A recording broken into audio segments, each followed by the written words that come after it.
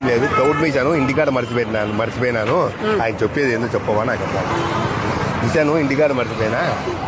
Hello చెప్పు.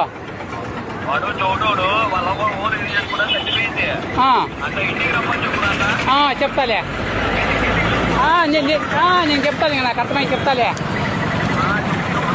సరే